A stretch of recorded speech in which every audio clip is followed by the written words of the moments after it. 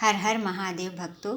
इससे पहले हम लोगों ने कथा में सुना कि कैसे चंचुला ने शिव महापुराण का श्रवण कर अपने समस्त पापों को भस्म कर शिवधाम को प्राप्त किया और शिवधाम में जाकर माँ गौरा के, माँ भवानी जगदम्बा के संग उनकी सखी बनकर रहने लगी।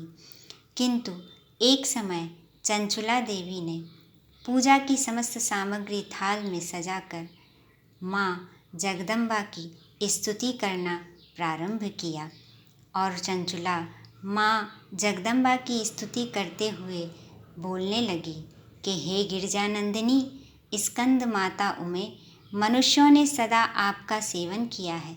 समस्त सुखों को देने वाली शंभु प्रिय आप ब्रह्म स्वरूपिणी हैं। विष्णु और ब्रह्मा आदि देवताओं द्वारा सेव्य हैं। आप ही सगुणा और निर्गुणा हैं तथा आप ही सूक्ष्मा सच्चिदानंद स्वरूपिणी आदि प्रकृति हैं। आप ही संसार की सृष्टि, पालन और संहार करने वाली हैं। तीनों गुणों का आश्रय भी आप ही हैं। ब्रह्मा, विष्णु, महेश्वर इन तीनों देवताओं का आवास स्थान तथा उनकी उत्तम प्रतिष्ठा करने वाली पराशक्ति आप ही हैं। सूत जी कहते हैं, सौनक, जिसे सद्गति प्राप्त हो चुकी थी, वह चंचुला इस प्रकार महेश्वर पत्नी उमा की स्तुति करके सिर झुकाए चुप हो गई। उसके नेत्रों में प्रेम के आंसू उमड़ आए थे। तब करुणा से भरी हुई शंकर प्रिया भक्तवत्सला पार्वती देवी ने चंचुला को संबोधित करके बड़े प्रेम से इस प्रकार कहा। पार्वती जी बोली, सखी चंचुले, सुंदरी, मैं तुम्हारी की हुई इस स्तुति से बहुत प्रसन्न हूँ। बोलो, क्या वर मांगती हो? तुम्हारे लिए मुझे कुछ भी अदेय नहीं है। चंचुला बोली, निष्पाप गिरजा कुमारी, मेरे पति बिंदुक इस समय कहाँ हैं? उनकी कैसी गति हुई है यह मैं नहीं जानती।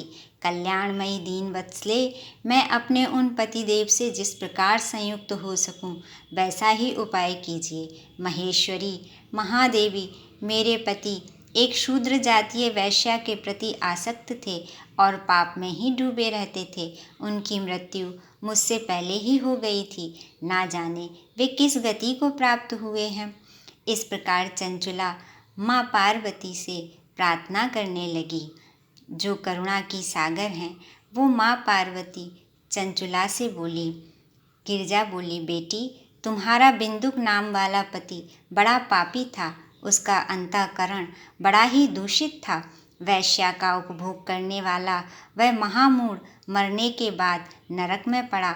अगणित वर्षों तक नरक में नाना प्रकार के दुख भोग कर वह पापात्मा अपने शेष पापों को भोगने के लिए विंध्य पर्वत पर पिशाच हुआ है। इस समय वह पिशाच अवस्था में ही है और नाना प्रकार के क्लेश उठा रहा है। वह दुष्ट वहीं वायु पीकर रहता और सदा सब प्रकार के कष्ट सहता है। इस प्रकार पार्वती जी ने चंचुला को उसके पति बिंदुक के बारे में बताया और चंचुला अपने पति को उस पिशाच योनि से छुड़ाने के लिए जो प्रयत्न करने वाली थी उसका वर्णन हम कल सुनेंगे।